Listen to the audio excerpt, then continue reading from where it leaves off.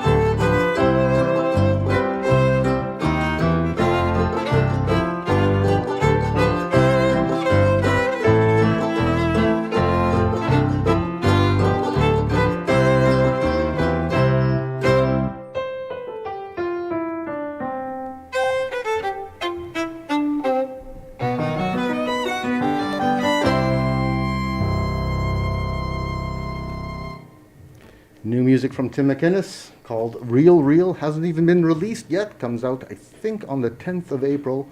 But we're a lucky radio station to get in advance. That's Calvin Enns on violin and Tim McInnes on banjolele and piano.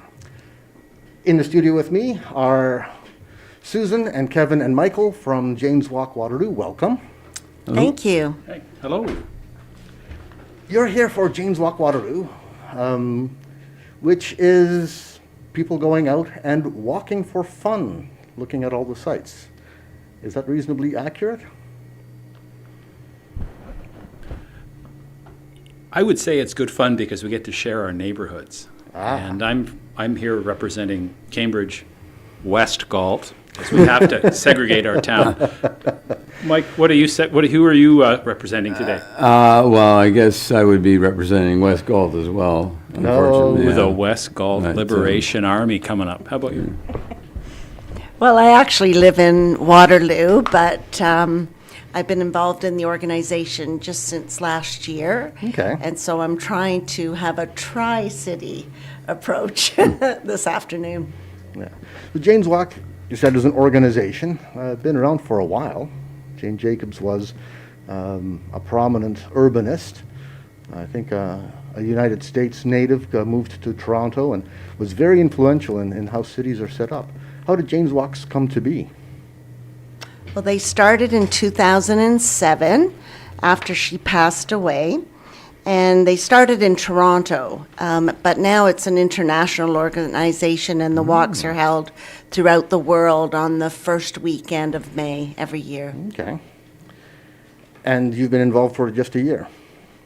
Yes, just started, but I've always been a lover of Jane Jacobs and her principles and philosophies around communities and neighborhoods and big cities. Can you summarize what Jane Jacobs is all about? Well, Big one question. of the quotes is that she always felt that people should have eyes on the street in order to make our communities safer. So this is a way to engage our communities in a variety of topics and interests so that we're building community one walk at a time, really. And just extending those conversations to really further examine what it means to be a city, what it means to be a community, how do we break down all those barriers that are a part of everyday life and have those conversations that bring us closer together ultimately. Jane Jacobs was a big advocate for mixed-use cities, right? Having people living where the community is, where the stores are, where the amenities are, and everything all together so that everybody can keep an eye on everything else and form that sense of community. And I think today, as you can see from the three of us here, living in the region of Waterloo, we are a community of neighborhoods and a community of cities. And so, yes, we want to highlight various aspects of our separate cities, but also look at a whole regional view of the area. Right. And you're doing that through walks, organized walks. And that's been going on, you said, since 2007. What sort of walks do you have in coming up in May? Go ahead. Well, last year we had 25 walks. This year I think we're up to about 20, and we're still calling out to various people who would like to run a walk because it is very easy. You just need an idea, a few questions that you can pose during the walk, and try to engage the people that are coming along with you. Okay. Now, I know we've got various walks that we can talk about today. Okay. But we are always looking out for other people that would like to contribute to our Jane's Walk weekend. How can people do that? What sort of contributions are you looking for? Like I said, all you need is an idea and a route for your walk, Okay. and some guiding questions that you ask the participants. And our organization is around to help anyone that would like a little bit of help. They can just send us an email on our Waterloo Region website, Jane's Walk Waterloo Region, and we can reach out and help them organize their walk if they'd like a little bit of assistance with that. Okay. So, if I may, Susan is going to tell us about her walk, I'm sure, but I would just like to say, with regards to Susan's walk, it is probably a really good example of a Jane's Walk, right? Because Susan's going to look at child safety in various different locations, from the sidewalk to the park, pretty much, and I'll let you fill in all the details about it, but I think that's a really good example of what Jane's Walks are all about, is how are cities designed, either well or poorly, when it comes to being a community and people living in those communities. Okay. So when you're taking people on the walk, it's more than just going along and saying house, tree, rock, another house. You're doing more than that. You're giving some of the history of the city. You're giving examples of how the community integrates, how you've got the different parts of the city coming together. Yes, for sure. Like my walk in particular is on playgrounds, and how playgrounds, where they're strategically placed within neighborhoods, how they contribute to this overall sense of community, not just for children and children's safety, but also the parents of the children and how they can engage with one another while their children are playing. And I know, looking back on my own son's life when he was living in Waterloo with me and he was a child, the neighborhood park was a very big part of the community. And this sense that, children do need to be safe on their streets, like Michael's saying, Also looking at, is it safe to play on your street? What are the things that you need to look at? That nosy neighbor that we often sometimes lament, they're actually helping keeping the neighborhood safe because they've always got to look out for what's going on in the neighborhood. They know what But the many normal of our things- walks do look at more historical aspects, and I know Michael and Scott. Kevin. Oh, Kevin, sorry, Kevin. And Kevin today are going to be talking about their walks because there's just so much complexity to a city that it's really hard to boil down to one walk. So one walk is a little microcosm of what makes our community so vibrant. But then when we look at them as a whole, and if you look at our list on our website, it just gives you a really nice flavor for the types of conversations that people want to have. Right. So you're concentrating on playgrounds and children and a safe community. What about you, Kevin? Well, I'm going for a walk to look for ghosts up in Preston. Ghosts. I know that ghosts are always popular with history and everything else, but for me, I lived in Preston for a year or so, and I now live on the down in Galt. I've actually lived in Preston, both sides of the river in Galt, and I married into Hespeler so I could get a visitor visa up there. But what I always found fascinating was there are trains everywhere, train tracks, little bits of history, and streets are bent around the train tracks, especially up in Preston. It's very torqued around. Nothing really runs straight on the train tracks up there. Mm-hmm.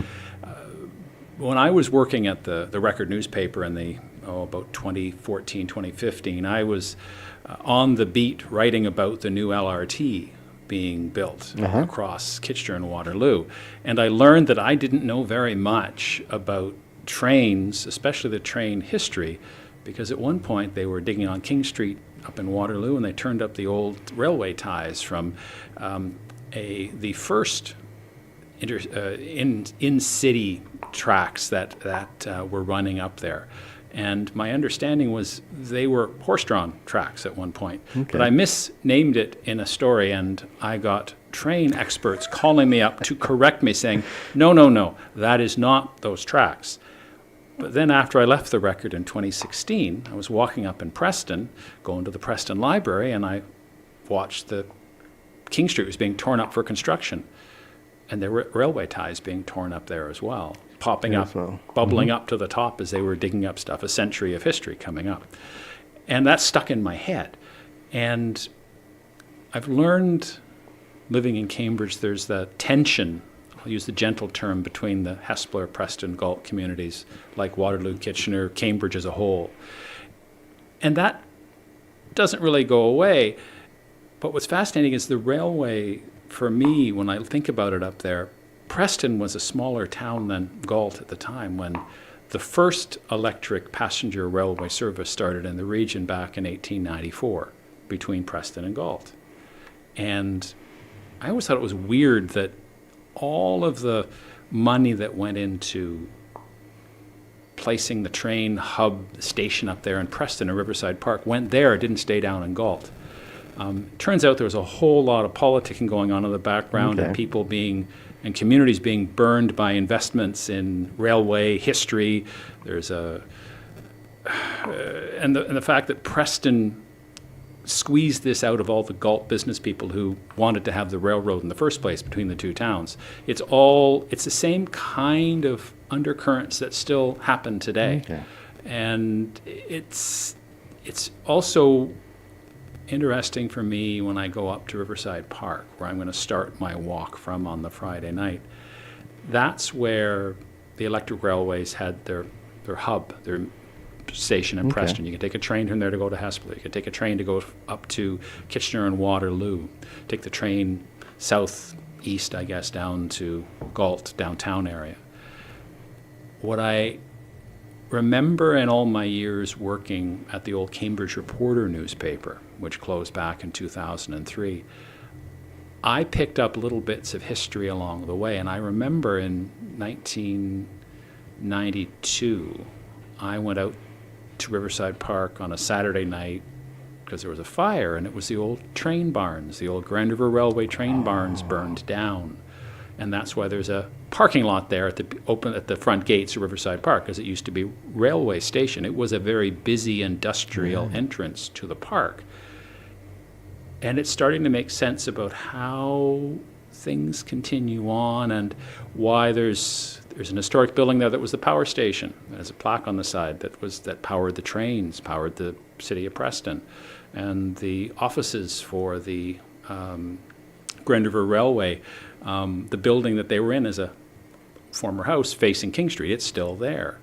Everything else has been scraped clean, but the tracks are still there that cut across the Speed River.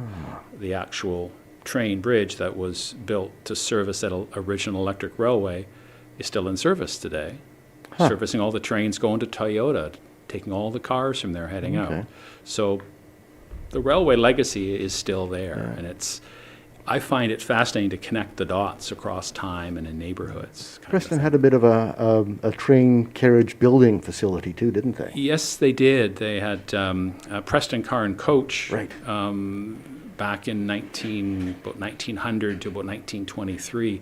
It was building a lot of the electric railway cars across southern Ontario for certain, somewhat into the States as well. And the factory site is now an apartment complex off Margaret Street, but there's still the train tracks going by that carry all the Toyota train cars, so they're right juxtaposed to where the factory was that was connected to that railway line. So there's a deep history there in Preston, and I could also put a little bit of a sour point in that. The railway company that was there, it actually, a big building burned there about 1904. Lots of fires back in Preston. But they rebuilt, they were still building, and they were bought by, I think it was Brill Company out of Philadelphia in the States, and they thought it was going to bring expansion. But a couple of years later, they closed shop and walked away and took the jobs away. So that sounds like a repeat of what's happened many times over the years of companies from outside coming in, buying out, optimism, dashed hopes. Right. So it's not that it's bad or good, it's just that it's history. And things are there, and that site actually then later on became a great big foundry that opened, built up big, and then went bankrupt and burned. I was at that fire too, which is very weird. That was in it would have been about 96 or 97. So I like I'm going to go for a walk up in that corner of Preston again and kind of share some of my recollections about that. And the fact that the train tracks for the new LRT expansion down to Cambridge, some of those are going to follow the same tracks that the passenger train cars were on 125 years ago, which is a bit of irony that always bites with me. Just little sections of it. You brought some pictures for our radio viewers. You want to tell us about what we're seeing here? The first one on the screen shows that's the Speed River right at King Street. And that bridge that the streetcar is crossing, that curved bridge, is still there. That's where all the Toyota train cars cross. And just at the back of the photo, a little red brick building, that goes back into where the station was, the passenger station. And I don't think in that photo, from the angle I can see here, you can see there were barns in it, I think, just off to the far right. And so that was just across the river at the end of the dam. Deep in the photo was the railway hub. And click on to the next one, see what pops up next. Oh, that's good. Sorry. Go the other way. No, keep going. That one, that doesn't work on. There we are. Preston at the time that's a view looking from the hill down into Preston, essentially across the area we're looking at, the other direction. It was quite an industrial corner there where the trains were. Multiple industrial buildings in the background there, big square things with large chimneys. Yeah, and the building that you see there with the windows across, sort of center right, that's the back of one of the hotels at the corner. We're looking at it from the back end of it, and there were the 3 hotels at the corner that had the mineral springs, as they called it. The rumor was that people would come from Europe to go there to take the cure and feel revitalized after the fact. None of those 3 buildings are there anymore. But the trains, the electric trains, the passenger trains had a little extension that drove right up in front there to serve those 3 hotels as a tourist attraction. Okay. But what I found most fascinating was when I put some pieces together around the railways in Preston, was that it was investors in Galt, business people in Galt, who wanted a railway to connect up to Preston because they wanted freight service. It wasn't a passenger. That wasn't intended to make money. They had to do both to make it turn a profit. It wasn't just a passenger service. And I go, okay. So that was a very pragmatic, practical way of looking at it. And I think that was kind of forgotten because really the industry, the local investment paid for that rail line to make it go. And then they had connections. It had connections with the Canadian Pacific Railway down in Galt. So that set up a competition between the Grand Trunk Railway that went through Kitchener and down there, and there was fights between the 2 railways trying to steal customers from one another. So nothing different than today with competition. Now click on to the next one. See what else you got coming up. There it is. That's the King Street Bridge. The tracks used to run across that bridge right up King Street through Preston up until about 1937, I think it was. That's a bridge that's newer than the photo that's in the last one, or the image, the one you had previously. That looks about 1910, I think. But you could hop on a train and go from Preston down to Galt, and you could also there was an extension that went out to Hespeler from the Riverside Park hub. And if you talk to the historians at the Company of Neighbours up in Hespeler, the one story they like telling is that up until about 1920 or so, 1930, they were saying that if you were in Hespeler and you were born in a hospital, your birth certificate would have said Kitchener or Berlin on it, because it was faster to take the train to go down and through Kitchener and up into there in about 30 minutes to get to the KW hospital site up on King Street, because the tracks went up in front of it, than it would have been to even try to get down to the Galt Hospital, which was way southwest corner of town. Really? So it was easy. It was easier to get between Hespeler and Kitchener than in some ways it was Hespeler and Galt. It was just because of the geography and the trains, and they moved a lot of people around that way. So click on what else have you got there? That's the bridge at Freeport. That's the connection, the old Berlin and Preston Railway. 4-span truss bridge going over a very wide section of a river. Yep, that's right. If you looked just a little bit to the left in that image, you would have the Freeport Hospital, which was the old Freeport Sanitarium up there. But that was the connection that helped get industry connecting up to the Grand Trunk Railway that went east and west through Kitchener. A different railway, but there were some connections that could happen. So there was a lot of freight being moved, people as well, but freight was what was paid the bills on it. Right. So what else we got? That's a posed photo of a brand new train car that was built at the Preston Car and Coach. It's Preston and Berlin Railway, and that's a very fancy looking coach that I wouldn't mind riding in today. Yeah. It's what's fascinating about the trains. There's the Halton County Radial Railway Museum. If you ever get a chance, you're interested in trains, go out and look at it. They run these trains on tracks. They have 2 or 3 of the old Preston built coaches there. And for me, it's fascinating. One of them is a coach from the London and Port Stanley Railroad, which ran from London south through St. Thomas down to Lake Erie. My mother grew up south of London, and it was probably one of the electric coaches that she rode to school, a high school in downtown London in the late 1940s. We went out there and she got a chance to sit in it, and it was quite ornate inside. It was very fancy. It was intended to make a statement. It wasn't utilitarian.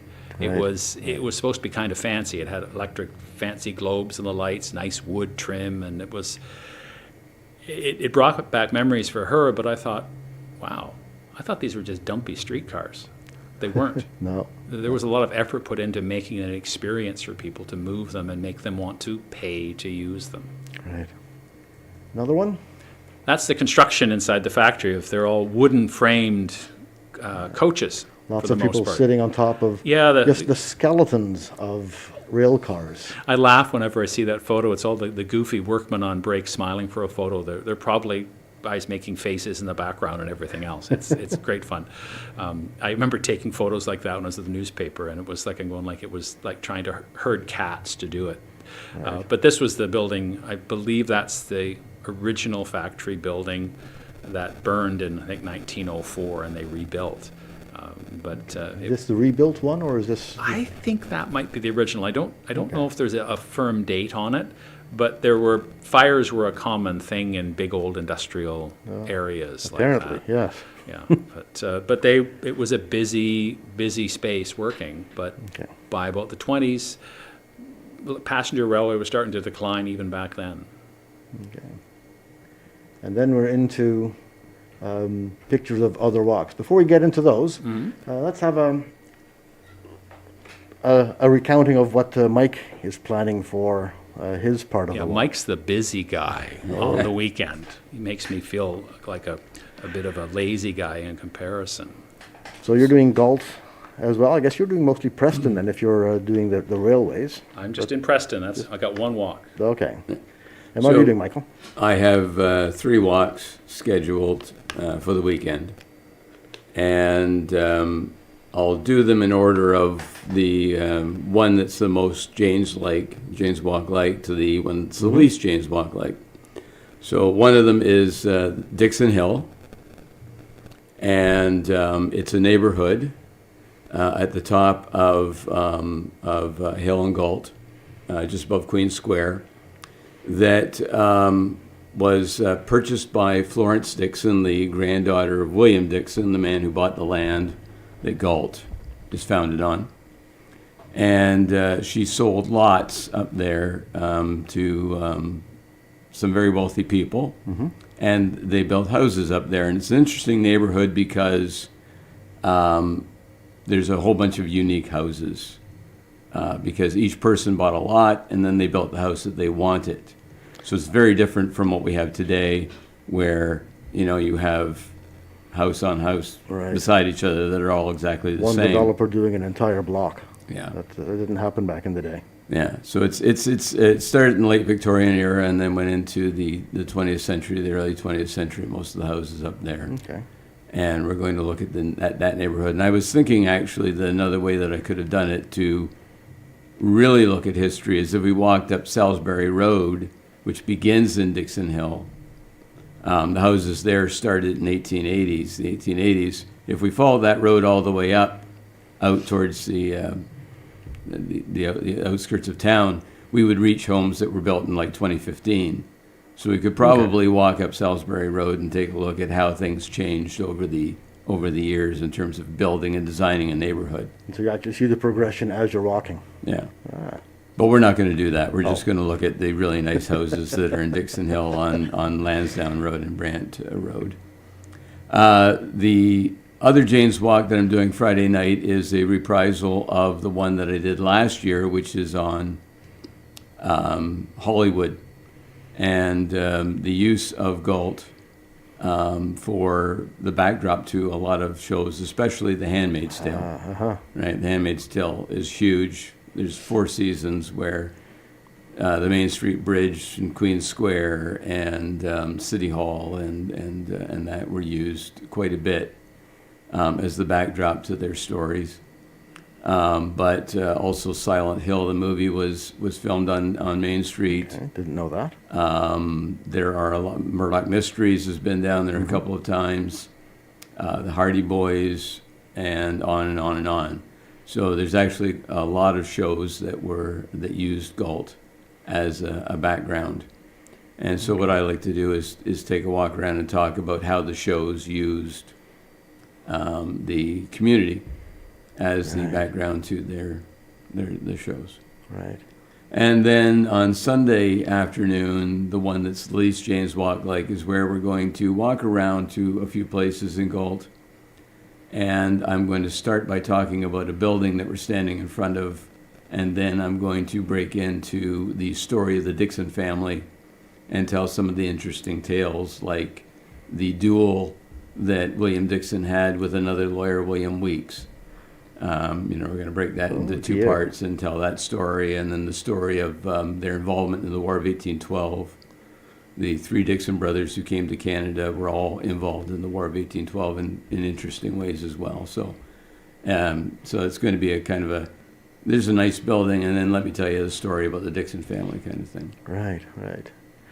Sounds like there's as much variety in the walks as there are for the people giving the walks. Everybody seems to grab a unique aspect of the city that they're in and to showcase that to the people coming along for the walk. Are you full? Is there room for more?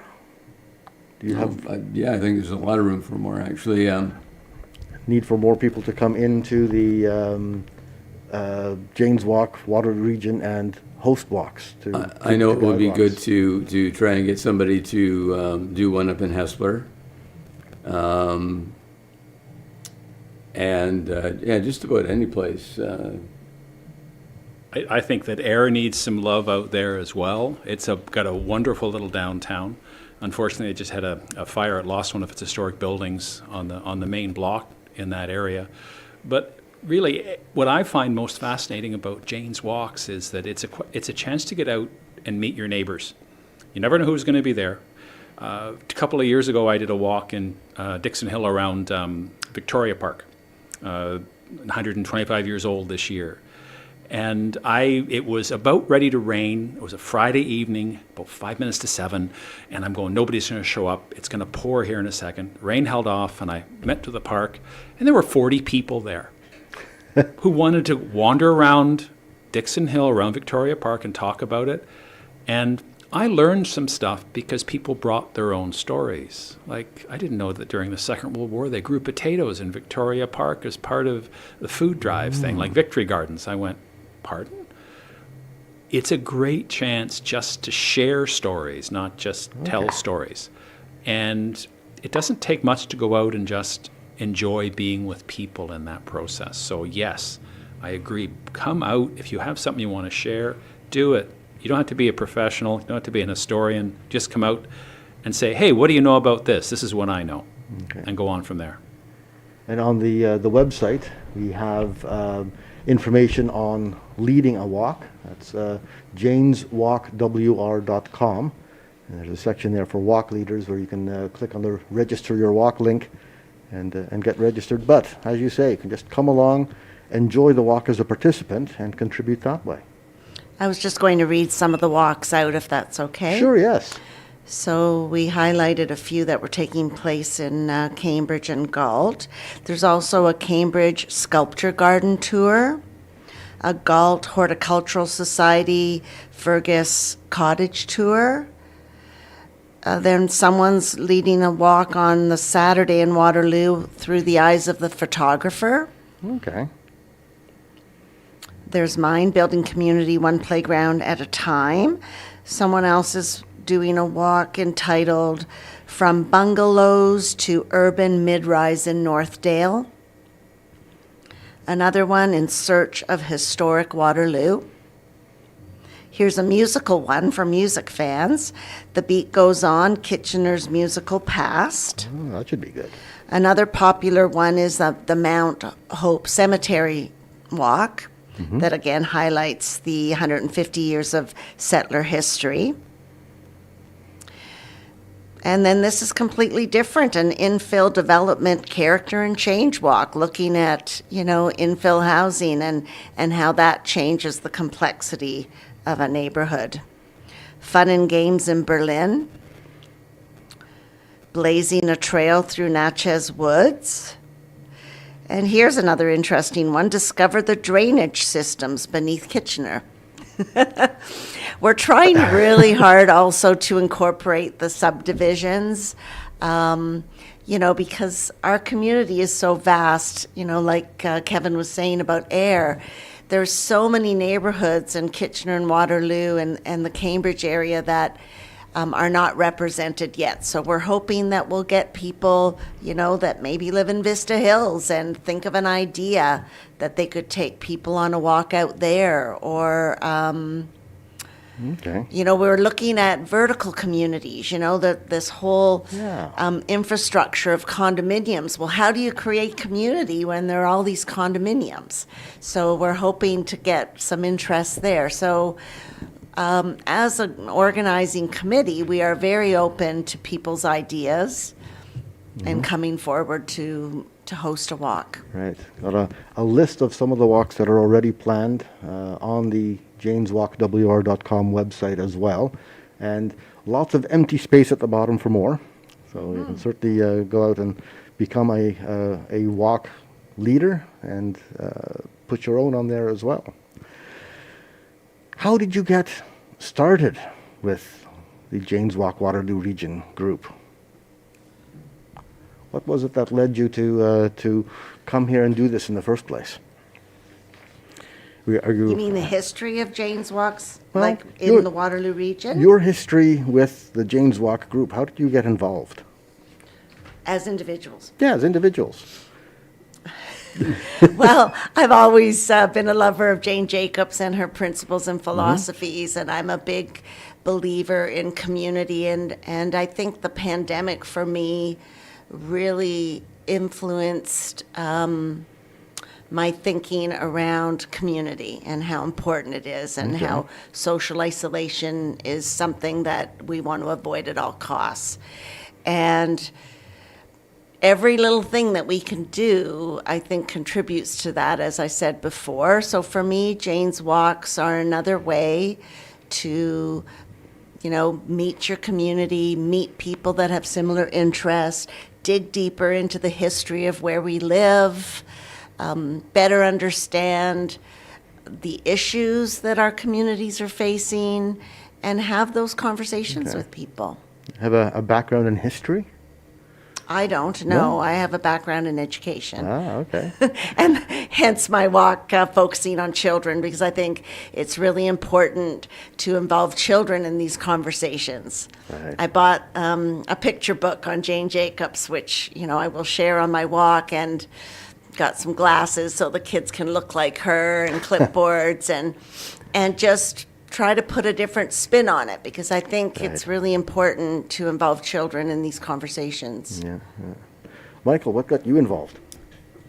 I was just trying to remember actually how it all went down, but I remember in 2024 I went on a Janes Walk. At the time I didn't know it was a Janes Walk, but it was the anniversary of the 1974 flood in Cambridge, and the Janes Walk was talking about after the flood the changes that they made to the course of the Grand River and things like that to avoid having a flood like that ever again. Right. And then I think I actually I do a walking tour. And I don't know if, we didn't really discuss this, but I don't know if I can plug the person I do. the By all people. means, go Is that for it. okay? Yeah. So I have a tour with Stroll Walking Tours, which is a Galt historical tour Okay. that follows the history of Galt from its beginning in 1816 and goes to about 1880, talking about the rise of Galt as an industrial city. And I think I heard about the Janes Walks when I was researching and working on that, and so there was another walk that I wanted to do for Stroll, but it didn't pan out. So that's the Hollywood Cambridge right. one that I did. So I thought, well, I'll do it as a Janes Walk and see how it goes. And so last year I did that as a Janes Walk, and after last year I enjoyed it so much I decided to come back this year. Signed up for triple the workload this year. Yes. Yeah, that's pretty impressive. How about you, Kevin? How did you get involved? Well, I came into a bit sideways. I was a journalist at the old Reporter newspaper, and then the Record as well, until actually 30 years before I left the work. I don't think I retired, but everybody keeps saying I'm retired, but I still have bills to pay. For me, over the years, I remember so often people would complain about how there's nothing in Cambridge, nothing to do in Cambridge. It's a dump. Really down on what I came into town. I'm from originally south of Hamilton, out in the farm. I am constantly amazed with some of the vistas that I stumbled across in Galt, Preston and Hespeler, and Kitchener and Waterloo as well. I went to Conestoga College, and I spent a lot of time up in Waterloo working there while I was paying my bills through college.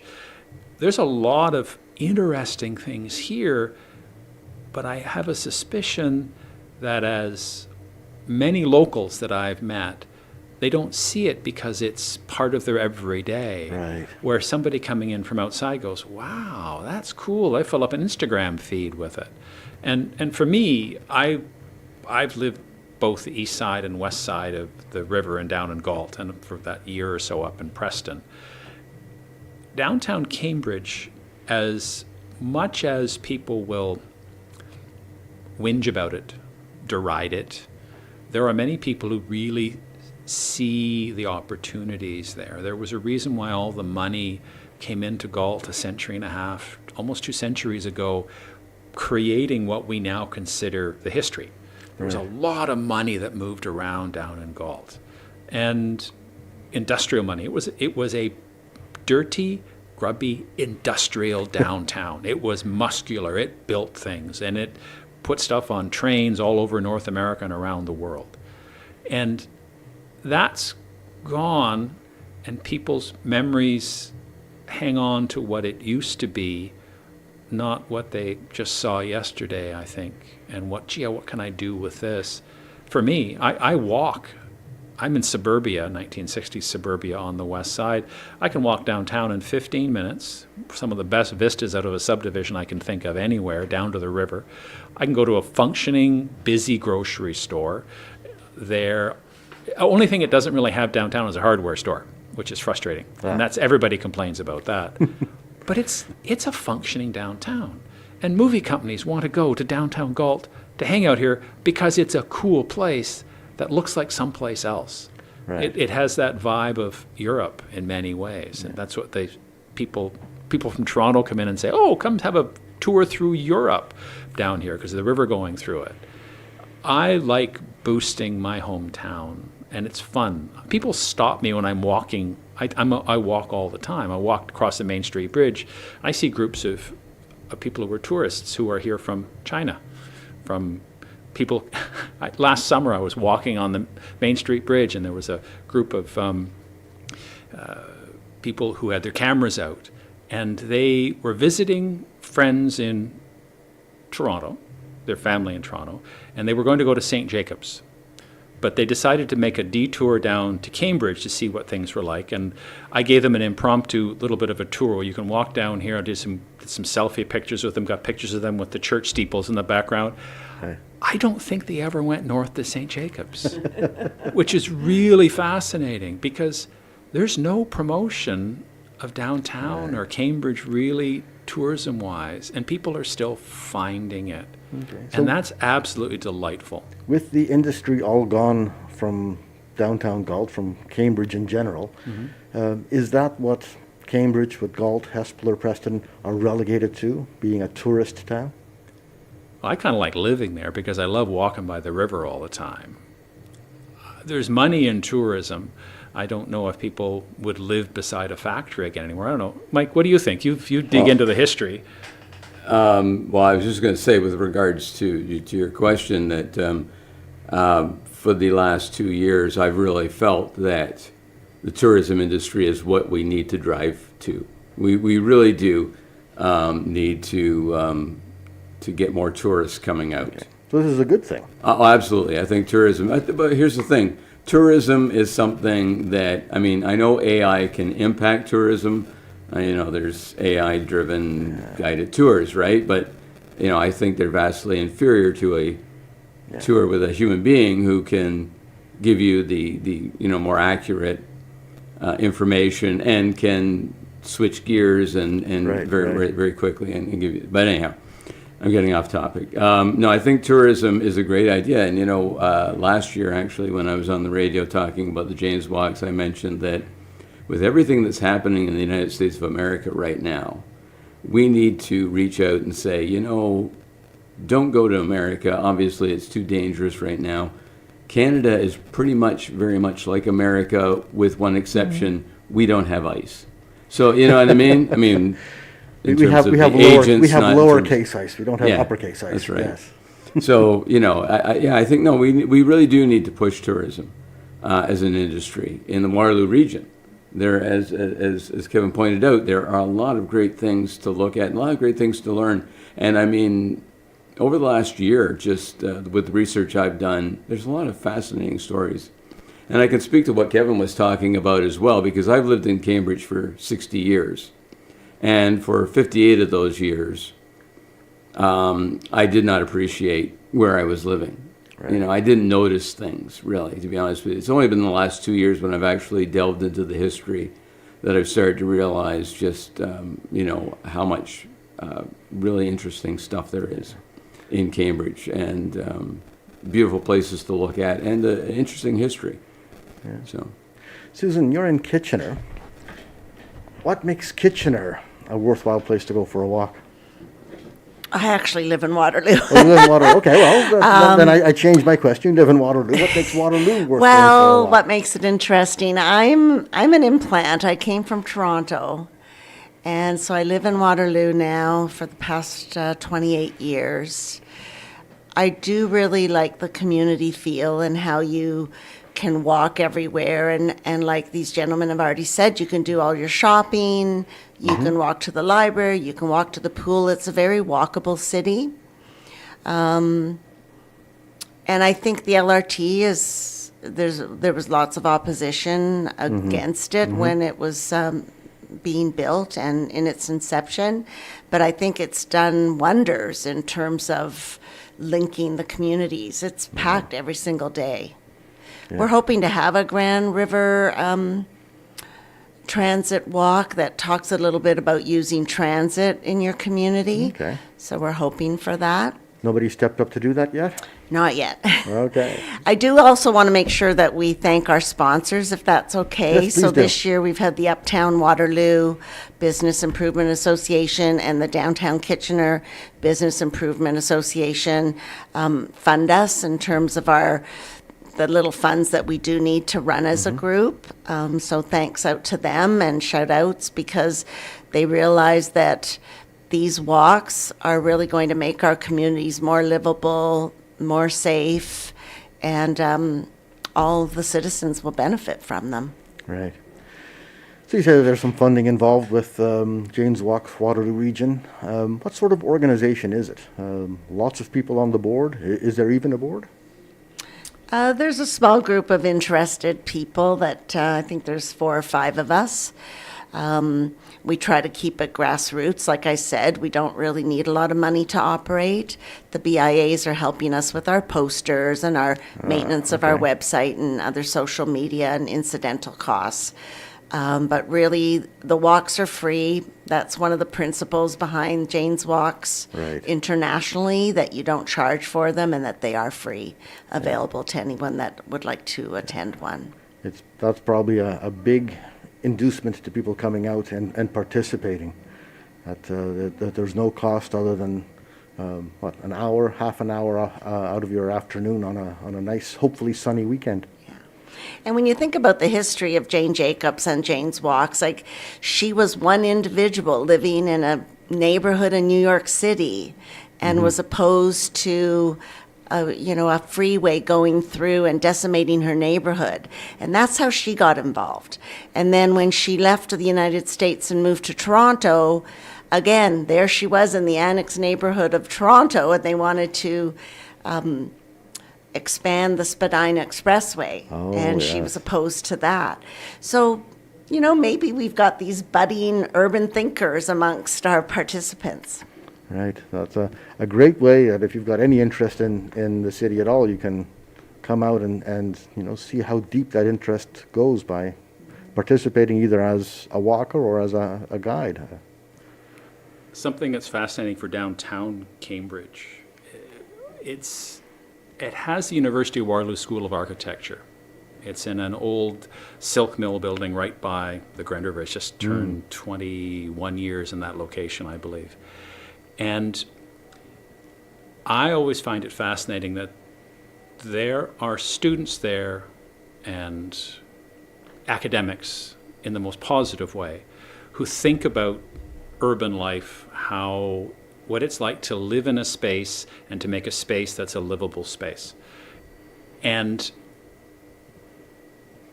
that's being right there at Queen Square, which is a beautiful downtown urban area that should be on postcards, is on postcards. There's a fountain in the summertime. The Arch Bridge is there. School of Architecture is right there beside it.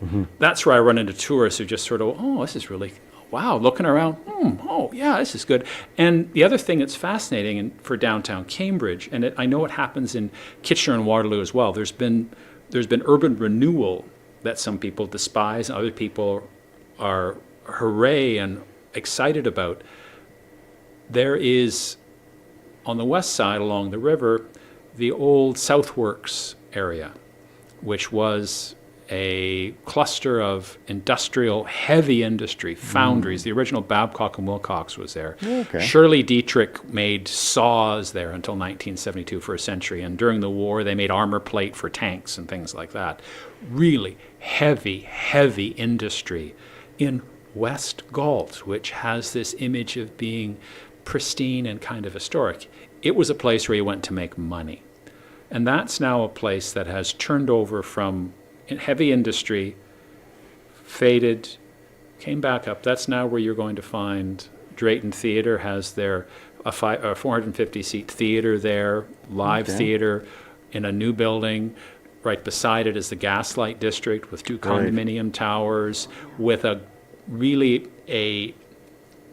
event space internally for it, that they have stuff. When I had hair, I probably would have gone to it. But it really, I've had people compare it, people who've moved from Toronto to come out here and say, that's just like the Distillery District. And they're saying, it's probably better than that because I can walk to it from my house. Right. I talked to lots of people who've moved into West Galt over the last 10 or 15 years, last 5 years, usually from Toronto looking for a better priced house, but oftentimes they say it's the neighborhoods, the community that they find that they really enjoy, and they seem to be the biggest boosters of what they see downtown. And those are some of the faces I know I've seen in the couple of the Jane's Walks I've run. I'm expecting Mike would probably get interest from people from outside, and same thing, Kitchener and Waterloo. There's a change happening, and that brings anxiety for some people, but there was change that got us to where we are now. And I kind of think it's cool to come out and share and talk about it, to learn from one another. Right. So, Michael, you were saying that tourism is the up-and-coming thing. This is part of that gradual change, or is this part of an abrupt change that's taking place in Cambridge? Well, what I'm going to say is that I don't think it's a change that's happening fast enough. I think I don't know if there's really a conscious effort to increase tourism on the part of the city. I'm not familiar with that. I'm just saying that I think that tourism is an industry that we really need to move rather quickly and get a lot more people coming into the city and experiencing it. Because I guess in a way, I'm becoming part of that tourism industry by holding walks like this. Exactly. And I'd love to do a lot more walks, because there are a lot of interesting stories. If I'm going to plug Stroll again, there is a Black community, Black history for Cambridge walk that's done by somebody else. And then there is a Her Story, which is Women of Galt. Right. Walk it's also available. So there are a lot of great stories in Galt, but nobody knows them, with the exception of this small group of local historians that are there. So you're thinking there should be walking tours all year round as this the company that you're with is making available. Or even just in the summer, you know what I mean, just to keep them going kind of thing, right? You know what I mean? Every weekend, I think, we should have people out and checking it out. And I mean, I do, you know, again, like Kevin mentioned, I see buses pull in and, you know, Right. don't know where they're from or why they're there, but I think we could have a lot more people Right. visiting the region and experiencing its history and its... And year round too, because Kevin, you were here earlier, well, last year actually, for the Phil Klein Walk in downtown Cambridge. How'd that go? Well, the Unsilent Night. The Unsilent Night, yes. That's an absolute blast to get out to. It's not a walk per se. It's sort of everybody shows up and just hangs out together and sort of follows the path through downtown and sort of spits in the face of winter that rolled in this year. But I find it astounding to feel a downtown in the case of an Unsilent Night kind of event where the police close down the main streets and the pedestrians take it over and 4,000 and 5,000 people just walk as one down the streets. It changes the feeling for it. It takes away the worry about looking for cars at crosswalks. And because downtown Cambridge is a city that is not built for cars, but there are cars that are pushed through it. It was laid out in the 1800s when horses and people were walking all the time. Right. And I was just thinking, Susan was talking about Jane Jacobs fighting highways. Jane Jacobs would very much like Cambridge because over the years, Cambridge has dutifully fought any major road that you could put in there. There's no bypass around the city. And people still complain that it wasn't built, but didn't have the political will to do it. People stood up and stopped it. There was supposed to be a expressway that was crossing Coronation Boulevard past the hospital through cutting the back corner of the Dumfries Conservation Area. Nope. People stood up and said no. Claudette Miller, who was an activist, very savvy politician, knew where her support was. And it's people outside can't figure out why. I've learned enough living in town that no, people don't want. They want it someplace else. It's unfortunately NIMBYism in a positive way. That not in my backyard. Right. However, there was a lot of debate about it. It wasn't just a snap decision. It was a grind for about 10 or 15 years of discussion. And I'll say I'm blessed living on the west side, even in really anywhere in the old Galt area. You can't turn around without tripping over history if you keep your eyes open. Speaking of history, we're almost done here. Susan, can you quickly go over the dates and times and places to be? Sure. It's the first weekend in May 1st to 3rd. So it's the Friday night, all day Saturday, all day Sunday. And just to wrap it up, I'd like to say that, you know, everything that we've talked about today and the Jane's Walk principles are really about building community. Right. You know, one conversation at a time and one walk at a time. Wonderful. Thank you, Susan. Thank you, Kevin. Thank you, Michael. Listening to CKMS Community Connections for the 30th of March. My name is Bob Jonkman. Be back every Monday and alternate Fridays at 3.